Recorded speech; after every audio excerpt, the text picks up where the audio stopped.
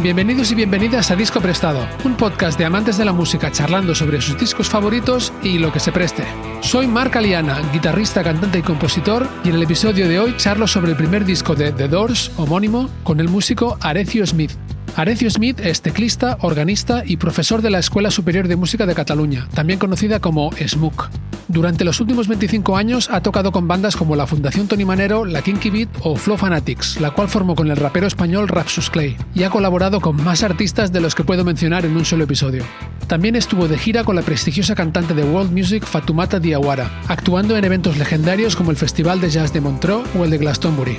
Actualmente, Arecio prepara el regreso de As Trio, una banda experimental con la que ha grabado 6 discos entre el rock, el jazz, la psicodelia y la música electrónica, y de la cual soy fan. En el episodio de hoy, Arecio comparte su profunda conexión personal con The Doors y, entre otras cosas, comentamos los orígenes de la banda, su característico sonido y cómo evolucionó desde su primer disco hasta LA Woman, el legado y la influencia de Jim Morrison en la iconografía del rock, los orígenes familiares del cantante y su compleja personalidad, el contexto histórico de Estados Unidos a finales de los años 60, anécdotas de la autobiografía de Robbie Krieger, el guitarrista de los Doors, y la poesía en las letras de Jim Morrison. Además, Arecio y yo ilustramos la charla con nuestros instrumentos, él al teclado y yo a la guitarra. Y por el camino nos encontramos con los Beatles, Led Zeppelin, Janis Joplin, Jimi Hendrix, Iggy Pop, Nirvana, Héroes del Silencio, Los Brincos, Los Bravos, Marisol y Rafael, entre otros. Este es el primero de los varios episodios que Arecio y yo dedicaremos al primer disco de los Doors, así que si no lo habéis hecho ya, os animo a suscribiros a Disco Prestado para no perderos los siguientes. Y sin más preámbulo, Arecio Smith nos presta The Doors.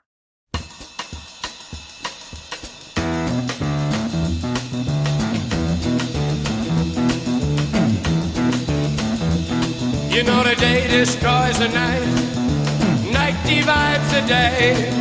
Try to run, try to hide, break on through to the other side. Arecio Smith, bienvenido a Disco Prestado por fin. Por fin lo hemos conseguido. Después de hablar con tu manager durante... decimos por fin lo hemos conseguido porque llevamos meses planeando esto.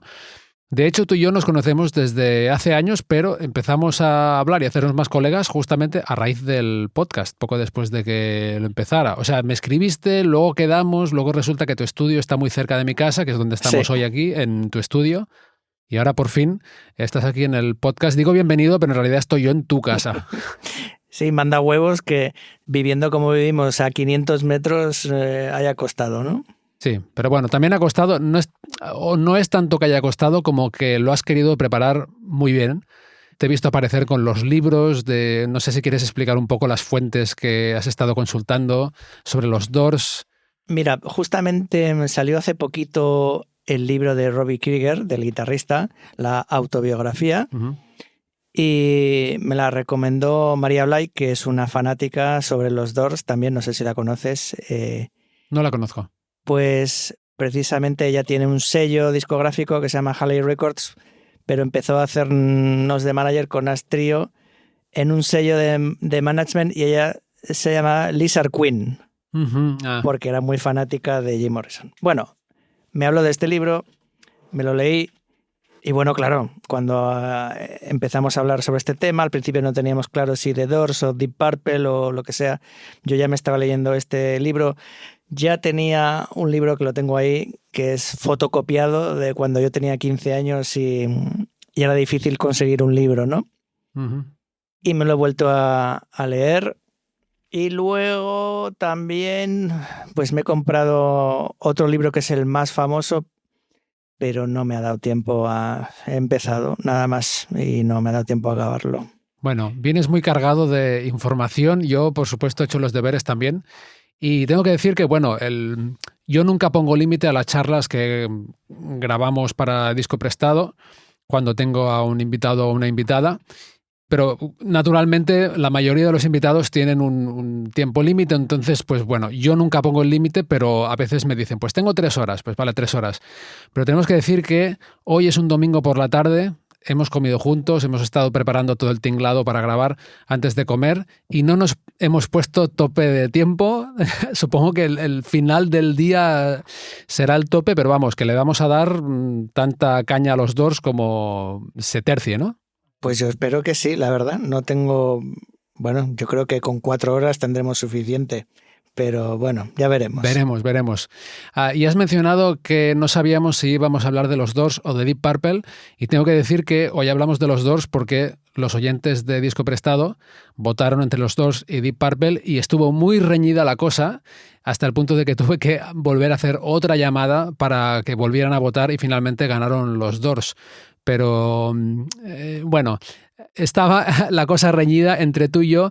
O sea, evidentemente a ti te gustan los dos, si no, no me hubieras propuesto a los dos grupos, pero yo estaba deseando en secreto que ganaran los Doors y tú un poco que ganaran los Deep Purple, ¿no? Sí. A ver, tengo que decir así a toro pasado que de alguna forma venir aquí a hablar de los Doors para mí tiene algo de una connotación personal o espiritual que no tendría si vengo a hablar de Deep Purple, que sería como algo más artístico, en el sentido de que para mí The Doors han conformado parte de mi personalidad, porque era el grupo de referencia que yo tenía de adolescente, porque ha sido como un rasgo distintivo de mi manera de tocar, en definitiva pues también de mi carrera artística. Deep Purple pues también me ha pasado, pero yo creo que hay algo más en The Doors. Uh-huh. Y es que, claro, el imaginario que tiene The Doors, esas letras que evocan como esos paisajes oníricos, también ese relato metafísico, psicodélico, pues yo creo que es algo que hace mella en la juventud, en alguien adolescente, ¿no? Si te dejas un poco llevar por todo esto. Uh-huh. Y sí, pues entonces al final, pues mira, estoy contento de hacer The Doors. Uh-huh. Has mencionado la juventud. ¿Te acuerdas de cuando escuchaste a los Doors por primera vez? Sí, o sea, no exactamente exacto, pero sí me acuerdo que fue en primero de BUP. Para los oyentes de fuera de España, pues era la enseñanza secundaria a los 14 años de edad. Y recuerdo que me grabaron una cinta de recopilación de grandes éxitos. Una cinta cochambrosa de 90 minutos, de ínfima calidad. Y me acuerdo que escuchaba esa cinta y me parecía increíble, pues un poco los cambios de registro de Jim Morrison, la diferencia de paisajes que me evocaban esas canciones. Claro, desde la perspectiva mía de hoy en día, después de 30 años y siendo músico profesional, pues también lo veo de otra manera. Pero sí recuerdo que me evocaban como esas sensaciones muy paisajísticas, muy oníricas. Y a raíz de ahí, pues empecé a ahorrar dinerito. No sé si te acuerdas de que había los catálogos tipo de venta por correo. Me suena eso, ¿eh? Sí. Bueno, claro, yo como vivía en un sitio más apartado, no había muchas posibilidades de comprar discos, ¿no? Y entonces había estos catálogos de venta por correo. Claro, estamos hablando, vamos a ver, pues sería el año 92, quizás, algo así, ¿no? Uh-huh. Y me acuerdo que entonces ahorré dinero y había allí unas cajitas que te venían el primero, segundo y tercer CD y luego otra el cuarto, quinto y sexto CD. Y ahorrando dinero acabé comprándomelos todos. Y también tenía unos amigos que queríamos hacer un grupo y aprendí con el piano pues a tocar las canciones. Me acuerdo que también ahorré dinero y conseguí un libro de partituras. Y entonces empecé como a desarrollar algo que, una no sé cómo decirlo, de mis características como músico, que es que toco las líneas de bajo con la mano izquierda. Ajá. Como sabes, con Astrio lo hacemos así, con mi grupo. Luego también, posteriormente, pues me fijé en Jimmy Smith, que también tocaba las líneas de bajo con el órgano, y empecé como a interesarme por el órgano de jazz. Pero bueno, con estos primeros inputs musicales que tuve de The Doors, de Jimi Hendrix, de Led Zeppelin, yo creo que se formó la base de mi identidad musical, la verdad. Uh-huh. Me he ido mucho por las ramas. No. Ya sabes que aquí hablaremos del disco prestado, que es el primero de los Doors hoy, y de lo que se preste. Y estás hablando de tus inicios en el teclado y bueno, de hecho hoy traes un teclado. Bueno, no traes porque, de nuevo, repito, estamos en tu estudio, o sea que me he traído yo la guitarra, pero tú tienes aquí un teclado que lo oiremos durante la conversación, espero. No sé si quieres explicar un poco en esos inicios de los Doors, el sonido de Ray Manzarek, de qué va, ¿no? Y el rollo este también de que no tuvieran bajista y él, el teclista, tocara los bajos con la mano izquierda y todo esto. Sí. Inicialmente, Ray Manzarek tenía un grupo con su hermano que se llama Rick and the Ravens, si mal no recuerdo, y eso fue como un poco el proto-Doors. Allí creo que tocaba también John Densmore, el batería, y Ray y Jim Morrison se conocieron en la Universidad de UCLA, donde estudiaron cine. Uh-huh. Y entonces Ray tenía este grupo que se deshacía por alguna causa, y hablando con Jim Morrison, esta escena se ha comentado muchísimo. Claro, Jim Morrison, después del primer año donde suspendió y donde parece que el cine no se le daba muy bien, dijo, no, pues me largo de Los Ángeles y me voy a Nueva York. Le dijo a Ray, bueno, pues nada. Y de repente un día estaba Ray Manzarek en la playa y apareció Jim Morrison. Yo pensaba que te ibas a Nueva York. No, me he quedado y he estado como haciendo canciones que oigo en mi cabeza. Jim Morrison, por lo visto, llevaba un tiempito deambulando por LA sin mucho que hacer y viviendo en casas de amigos. Pero bueno, el caso es que tenía como poemas y canciones en su cabeza y le cantó a Ray Manzarek Moonlight Drive, que está en este disco. A Ray le encantó y pensó que tenía potencial y como que lo fichó, ¿no? Para este nuevo grupo que se venía. Perdona, Moonlight Drive no está en este disco. No, está en el segundo. Creo que la tocaban en directo, igual por eso te has cruzado. No, lo que pasa es que realmente el material del primer y segundo disco, bueno, y del tercero, era un material que ellos forjaron al principio. Pero bueno, ya hablaremos de eso más adelante porque si no voy saltando de temas. Uh-huh. Estaba hablando de que en ese grupo Rick and the Ravens el bajista se iba y entonces Ray quería como rehacer el grupo, llama a Jim Morrison y entonces necesitaban un guitarrista y ahí entró Robbie Krieger, que lo conocían de la clase de meditación. Allí le pusieron, porque llegaron a grabar una demo, es verdad, llegaron a grabar una demo Rick and the Ravens haciendo Moonlight Drive. Let's swim to the moon. Let's climb through the tide. Penetrate the evening that the city sleeps to hide. Let's swim out tonight, love. It's our turn to try. Park beside the ocean on our Moonlight Drive. Esto era ya por el 65, ¿verdad? Creo que sí. El grupo con el hermano, o los dos hermanos de Ray Manzarek. Creo que eran dos hermanos, sí. Y graban la demo, pero no funciona muy bien, ¿verdad? Sí, le enseñan esta canción a Robbie Krieger y él estaba como haciendo como una especie de audición que, bueno, él lo habla ahí en su biografía, su audición, que estaban tocando en el salón de la casa de alguien que les había dejado un piano. Bueno, estamos hablando de cosas como muy anecdóticas, ¿no? Y el caso es que bueno, Robbie Krieger toca pues este famoso slide que tanto usó y que fue tan característico para su sonido y empezaron a actuar sin bajo, no tenían bajo. Claro, eso suponía un problema, ¿no? Porque a nivel de sonido creo que tenían un piano Wurlitzer o algo así, pero era como un poco pobre, ¿no? Uh-huh. Y entonces vieron que la marca Fender, que hacía guitarras y todo esto, sacó un modelo de piano bass, de notas de piano grave para tocar bajo. Y entonces, ahora no recuerdo si fue el padre de Robbie Krieger, creo, les dejó el dinero para comprarse el Fender Piano Bass, que es un piano eléctrico cortado, digamos, entonces que tiene las notas del bajo nada más, así de sencillo, tampoco es nada del otro jueves, que es este sonido, ¿vale? Ajá. Un sonido de piano eléctrico. Bueno, entonces de ahí viene el sonido de bajo de Ray Manzarek. Uh-huh. Por otra parte, cuando ellos ya fichan con Elektra, la discográfica tenía un órgano Vox que habían comprado para hacer una gira de otro grupo. Y entonces les dijo, chicos, ¿necesitáis un órgano? Y dijo, pues claro, perfecto. Ya Y te entonces digo. le regalaron un órgano Vox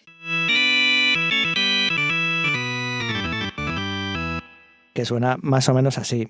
Esto es un emulador, pero bueno, bastante fidedigno, ¿no?, a lo que sería el sonido de aquella época. El órgano Vox es un órgano de transistores, que es una tecnología propia de los años 60, en contraposición a lo que es el órgano Hammond, por ejemplo, que es un instrumento electromecánico.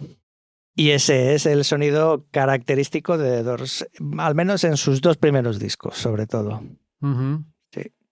Bueno, pues veremos más sobre el teclado y sobre... Bueno, como decía, yo también me he traído la guitarra. Es una Gibson SG, no es como la de Robbie Krieger, pero bueno, lo más parecido que tengo. Todo el mundo está esperando a verte tocar la guitarra, ¿eh, Marc? ¿Sí tú crees? Sí, sí, sí, sí. Bueno, pues habrá que esperar un poquito más. Porque yo creo que sería interesante ver un poco lo que pasa en los años 60 a nivel musical y a nivel histórico, porque este primer disco de los Doors se publicó en el 67 y bueno, para empezar es que entre el 65, 66 y el 67, cuando ya sale también el Sgt. Pepper's de los Beatles, en 1 o 2 años se cambia la estética del rock de una forma acojonante, ¿no? Sí, sí, yo no soy ni un entendido del tema, pero sí, parece como que la cosa se desmelena y vienen los colores y un poco la libertad, ¿no? Uh-huh. Bueno, claro, es que es el año también del primer disco de Jimi Hendrix, que lo has mencionado también, el primer disco de la Velvet Underground, el primer disco de Pink Floyd. También es el año en que se publica el Disraeli Gears de Cream, Days of Future Past de Moody Blues, The Who Sell Out, Surrealistic Pillow de Jefferson Airplane también, que es el que tiene White Rabbit y Somebody to Love. Bueno, estaban pasando muchas cosas y de repente, no sé, es como que la paleta de colores del rock and roll se hace mucho más amplia, ¿no? En España, Europa y Latinoamérica eran los años de la música yeye también. En España, en ese 67, habían pasado los Beatles a tocar en directo ya, 2 años antes, recordemos aún durante la dictadura franquista. Y nada, pues el movimiento yeye con Conchita Velasco, Marisol, Rocío Dúrcal y otras cantantes. Rafael también lo petaba, Los Brincos, Los Bravos, con Back is Black. Seguro que has tocado muchas de estas en conciertos. Bueno, es que de hecho he tocado con algunos de estos artistas. ¿Ah, sí? Sí. ¿Con quién?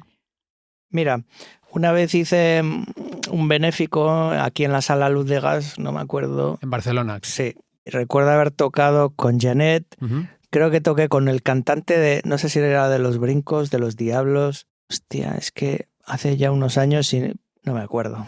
Es que toqué con un montón de artistas en una noche. Y bueno, fue interesante, ¿eh? Uh-huh. Me impresionó ver a gente que era como muy mayor haciendo un show muy potente, como muy compacto, ¿no? Uh-huh. Me dio muy buen rollo verlo, la verdad.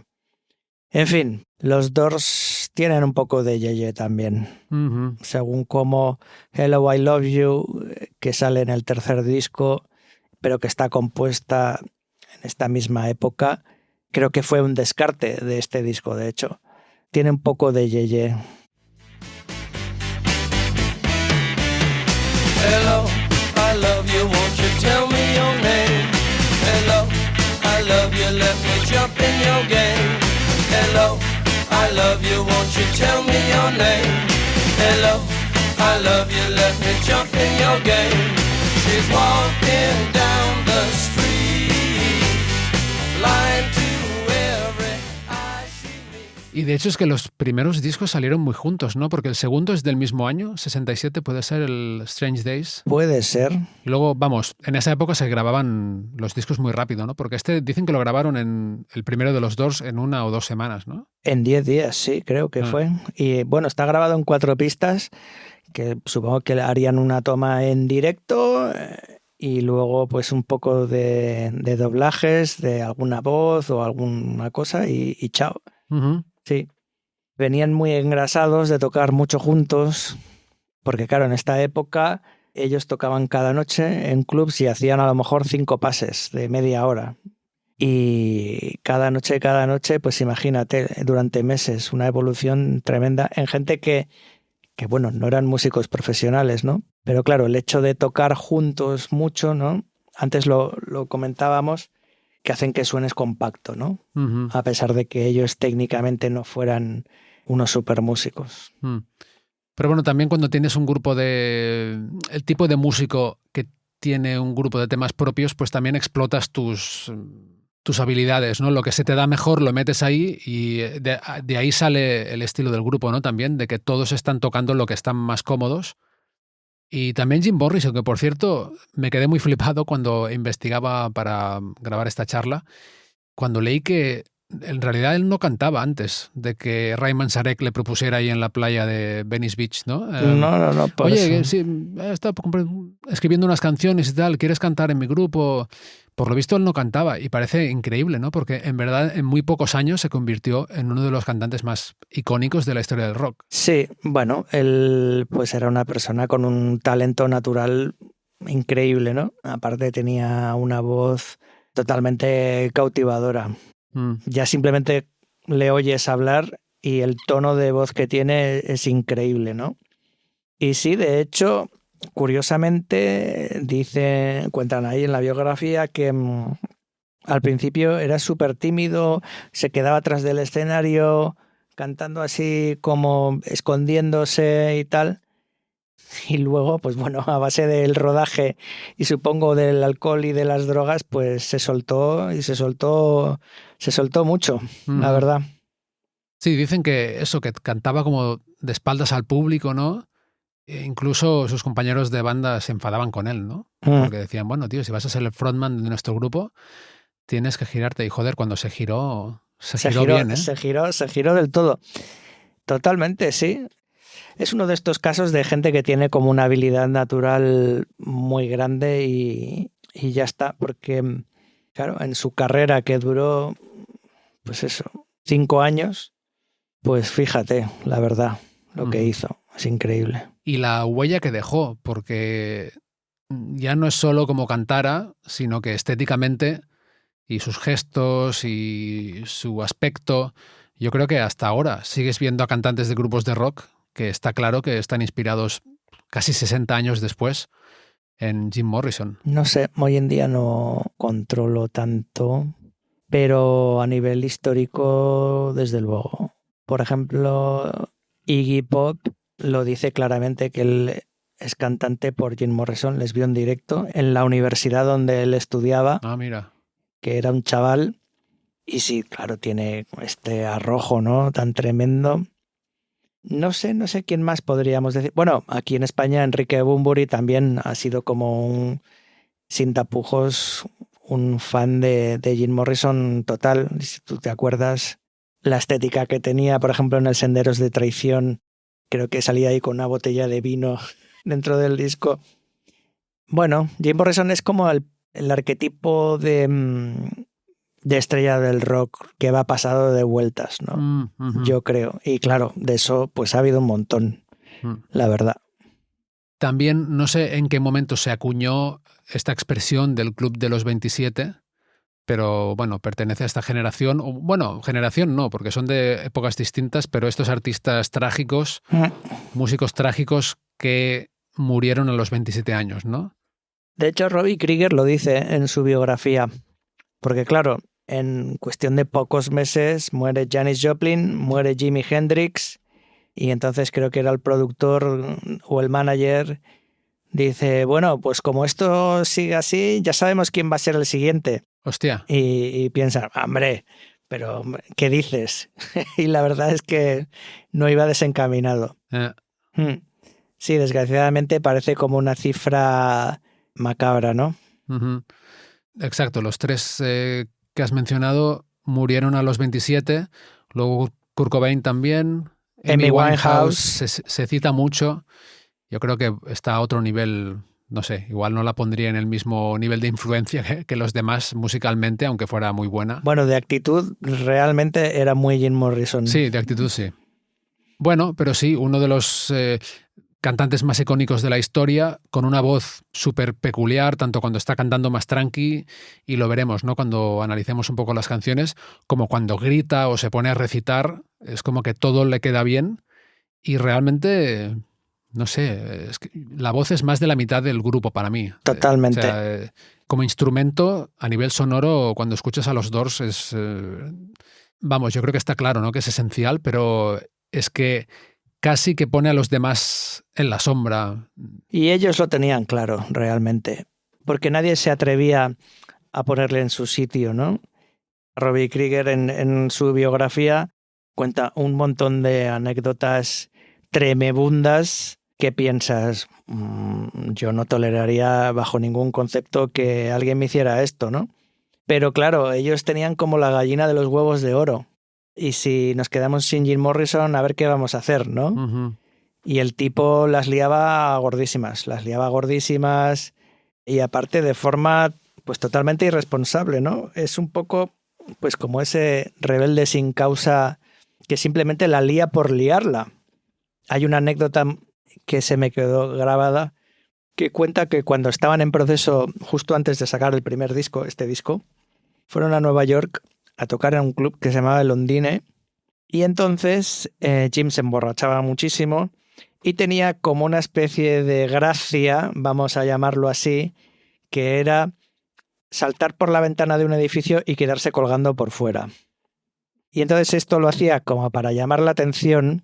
Hay mucha literatura acerca de la personalidad de Jim Morrison, esta necesidad que tenía de llamar la atención, de ser querido también, no sé, de que la gente se fijase en él, ¿no? Y entonces tenía como esta gracia, vamos a llamarlo así, que era rescolgarse por la ventana por fuera. Y entonces una vez lo hizo en su ciudad, en California, pero era un segundo piso. La gente le digo, tío, ¿pero qué haces, no? Y no sé qué. Pero es que cuando estaban en Nueva York estaba en un piso 12º y estaba súper borracho encima. Wow. Claro, fueron todos a rescatarlo inmediatamente pensando, es que a lo mejor ahora se resbala y adiós muy buenas, ¿no? Son cosas que... Y encima lo vuelven a meter adentro y el tipo se descojona de la risa y le da igual, le toca los huevos al guitarrista y entonces yo creo que realmente no sabían qué hacer con él, ¿no? Bueno, intentaron que fuera al psiquiatra, a través del padre de Robbie Krieger, que él conocía a un psiquiatra, hicieron algunas sesiones con un psiquiatra, pero iba a las sesiones y sí, claro, sí, no, es que, sí. Y luego seguía haciendo lo que le daba la gana, básicamente, ¿no? Uh-huh. Hola, soy Marc Aliana y estás escuchando Disco Prestado. Suscribirse a este podcast es una gran idea por al menos 3 razones. La primera, que no hará falta que te acuerdes de qué día voy a publicar el próximo episodio porque tu aplicación te avisará. La segunda, que tener más suscriptores me ayudará a ganar acceso a más invitados interesantes que quieran venir al programa a hablarnos de grandes discos. Y por último, la tercera, que encima suscribirse es gratis.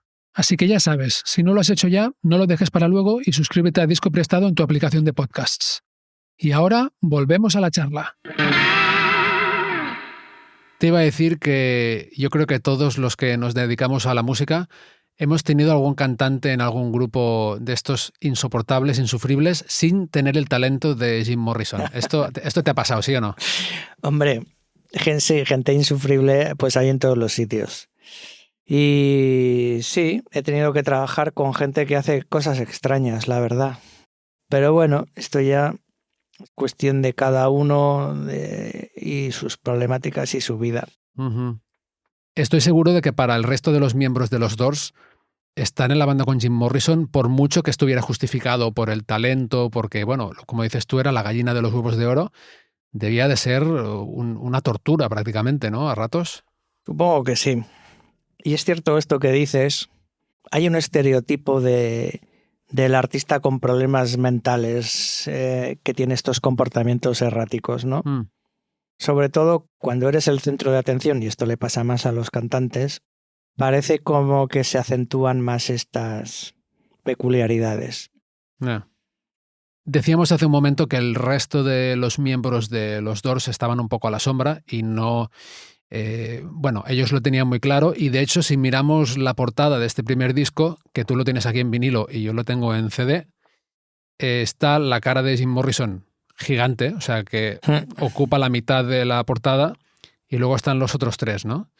Es decir, que desde el principio, desde el primer disco, parece que tanto la banda como Elektra, la discográfica, todo el mundo tenía claro quién era la estrella aquí, ¿no?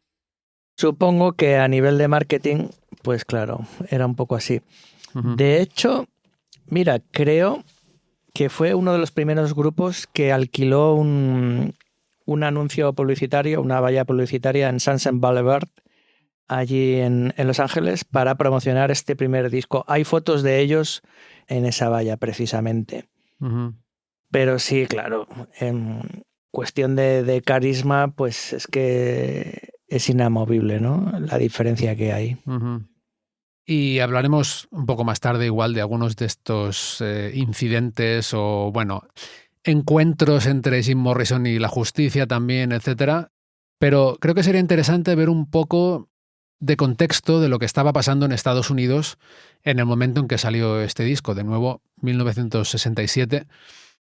Y es que finales de los 60 era un momento en Estados Unidos en el que muchísimos jóvenes estaban desencantados con el mundo que les habían dejado sus padres, digamos, ¿no?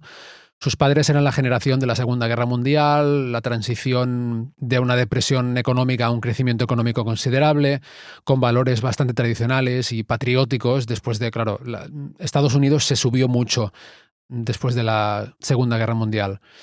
Y algunos jóvenes ya en los 60 pues habían depositado sus esperanzas en el presidente Kennedy, pero le habían asesinado un par de años antes de que saliera este disco. A medida que iban muriendo soldados estadounidenses en la guerra de Vietnam, pues se iban reclutando a más y más jóvenes que iban en muchas ocasiones pues a morir a la guerra, que muchas veces ni creían en ella. Y cada vez había más manifestaciones por los derechos civiles. También es cuando creo que el mismo año que salió este disco, el boxeador Cassius Clay, ya convertido al Islam y que ya se llamaba Muhammad Ali, se niega a ser reclutado para la guerra del Vietnam, se niega públicamente y entonces le da como permiso a los jóvenes también, ¿no? A que se rebelen y le retiran el título mundial de boxeo. Bueno, había como una desconexión entre la generación de los padres de los Doors y esa generación, ¿no? Que fue la que en ese mismo 67 pues tuvo el verano del amor. Había como una intención de crear un mundo distinto al que estaban heredando. Y de ahí salieron muchos grupos, mucha literatura y muchos mitos, ¿no? En esos finales de los 60. Sí, de hecho, esto es muy sintomático en el caso de Jim Morrison porque su padre era militar. Uh-huh. Y entonces eso, el hecho de ser hijo de militar y con el rango de su padre, pues hizo que, por ejemplo, pasase toda su juventud cambiando varias veces incluso al año de residencia, ¿no? Uh-huh. Porque le destinaban a una base naval o a un no sé qué o a un no sé cuál. También vivió una temporada con sus abuelos y entonces, bueno, pues su familia renegó total y absolutamente de él y él de su familia. Fue algo recíproco. No sé dónde leí que incluso en un momento dado dijo que su familia había muerto. Sí, lo escondía, ¿no? Cuando estaba en California, incluso les escondió al resto del grupo que su familia estaban vivos y su padre era, como dices, un militar como de alto rango. Sí, renegaba, ¿no? Se inventó su propia historia un poco. Y bueno, su padre también le dijo que esto de la música, que era una gilipollez y que él no tenía absolutamente ningún talento. O sea, que creo que se enteró porque su hermano lo vio, escuchó en la radio y se compró el disco y dijo, coño, pero si este es mi hermano, o algo así, fue algo surrealista. Fíjate, ¿no? Qué tremendo. Y un poco esto nos da idea de la mente pues un poco turbada que tenía Jim Morrison, ¿no? De esta mochila que tenía, supongo, por esta carencia de afecto familiar. Igual por esos trasplantes, ¿no? Un poco de no echar raíces en ninguna parte, ir moviéndose durante toda su infancia. Sí, no tenía casa. Uh-huh. Y he leído por ahí también que le habían hecho un psicotécnico en algún momento, no sé si en la escuela o algo, y que tenía un coeficiente intelectual, no sé si es verdad esto, o si te suena, que tenía un coeficiente intelectual muy superior a la media, como de 148 o algo 149 así. he escuchado yo, sí. Mira. Y bueno, de hecho leía un montón y se nota. Tú le oyes hablar en las entrevistas y se nota que es una persona muy culta y que realmente razona las preguntas mucho mejor que muchas de las entrevistas que escuchamos normalmente. Es cierto que su discurso, en cierta manera, estaba un poco vacío de contenido, era un poco... Me sé los eslogans, pero luego no voy más allá, ¿no? De decir, no, es que yo quiero que la gente trascienda los límites y se conozca a sí mismo. Bueno, ya, pero esto cómo es, ¿no? Él se quedaba un poco pues en la superficie de todo esto. Pero sí, era una persona muy, muy inteligente, dicen.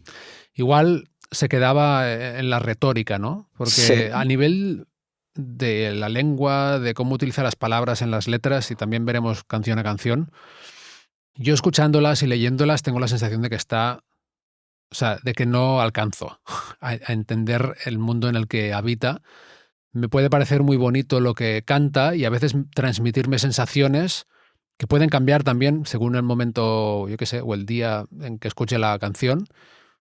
Pero sí que a veces cuando escuchas una letra que no entiendes, te da la sensación de que el que está cantando no tiene ni puta idea de lo que está diciendo él tampoco, pero en este caso no me da esa sensación, sino que realmente me parece que está muy por encima del nivel que tengo yo para entenderlo. Luego lo intentaré y veremos las letras, pero que sí que tiene un dominio de la retórica y utiliza unas imágenes y unas metáforas que son muy evocadoras y elaboradas, y a veces te puede dar la sensación de que lo entiendes, pero al segundo siguiente dices, ay, pues no, lo he perdido, no sé a dónde va, ¿no? Sí, por eso te decía lo de que se queda un poco en la superficie. The End, por ejemplo, realmente es una canción sobre una ruptura sentimental. Pero claro, tú te escuchas la canción, escuchas la música, escuchas una canción que dura 12 minutos, ¿no? Y que tiene ese discurso del medio psicológico, metafísico, esotérico, no sé cómo describirlo muy bien. Y claro, te parece que es algo mucho más trascendental que no, oye, he cortado con mi novia and this is the end, ¿no? The killer awoke before dawn. He put his boots on. He took a face from the ancient gallery and he walked on down the hall.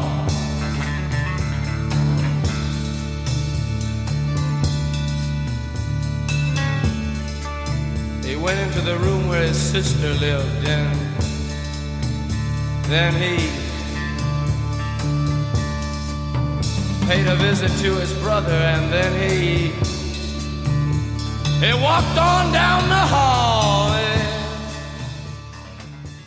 Pero claro, a nivel de recurso literario, para sus canciones le funcionaba muy bien, ¿no? El ser ambiguo con palabras bonitas, porque entonces cada persona puede llenar esas palabras con el contenido que le parezca, yo creo.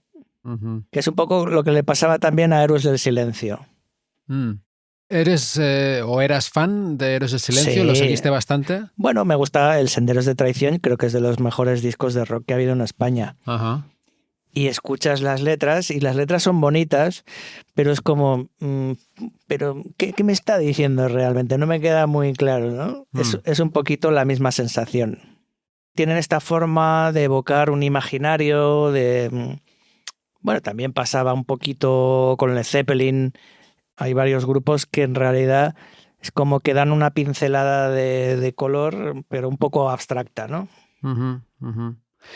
Bueno, y hablando de color y de abstracción, los Doors también cabalgan esa ola de finales de los 60 de los psicodélicos, del ácido, el LSD, y todo eso también tiene una influencia, ¿no? Creo en las letras de la banda. Yo no sé qué costumbres tóxicas, digamos, o costumbres, no sé cómo llamarlas, qué tipo de sustancias tomaban el resto de la banda, pero parece ser que Jim Morrison empezó a tomar LSD bastante joven, ¿no? Sí. De hecho, Jim Morrison a los 18 años era un chaval gordito. Y cuando le conocen, cuando en esta época, pues estaba más bien delgado. Hay que hacer un apunte importante y es que el LSD era legal. Y entonces lo comprabas pues no sé, en una tienda, en una farmacia o lo que fuera.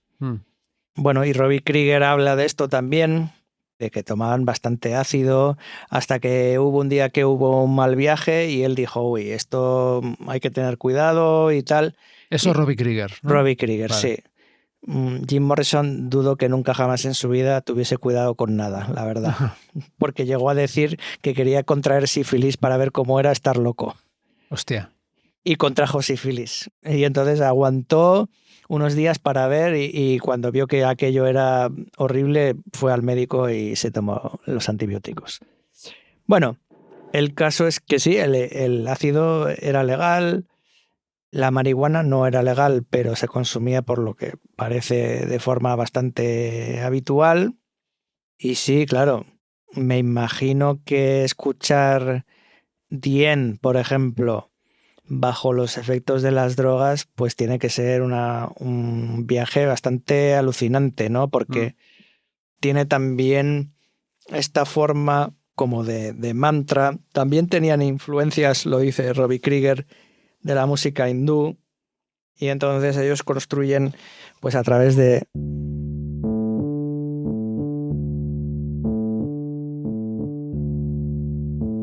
la repetición de un motivo.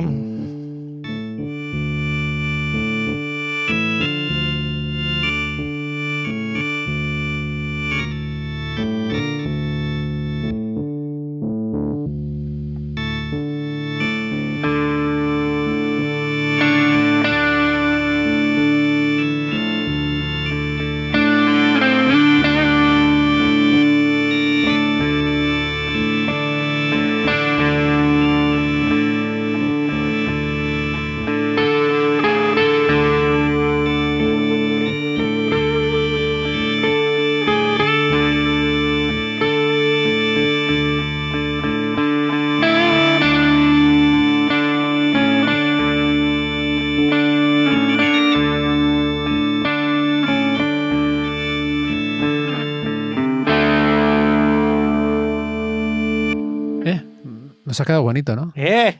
Sin ensayar, ¿eh? Muy bien. Tía, qué rápido has cogido la guitarra, ¿eh? Hombre, tío, a la que puedo. ¿Por qué no? Estaba diciendo, por cierto, aquí afina en re abierto, en drop D.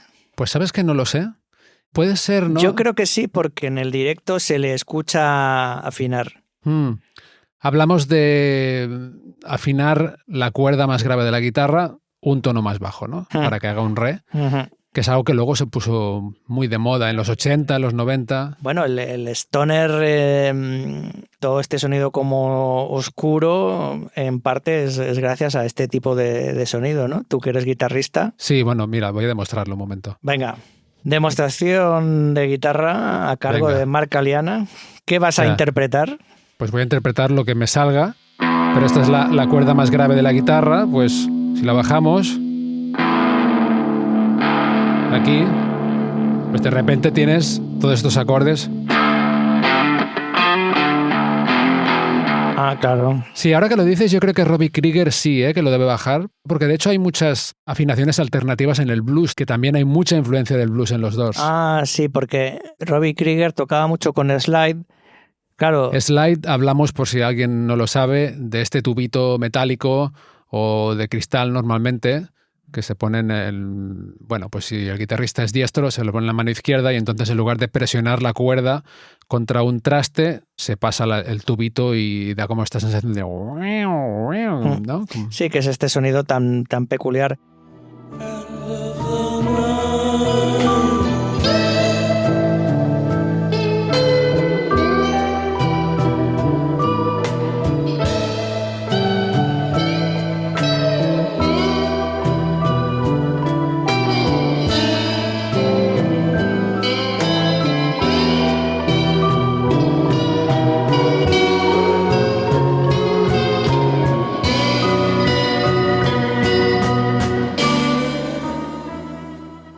bluesero. Sí, Robbie Krieger tocaba con un slide hecho del cuello de una botella de champán.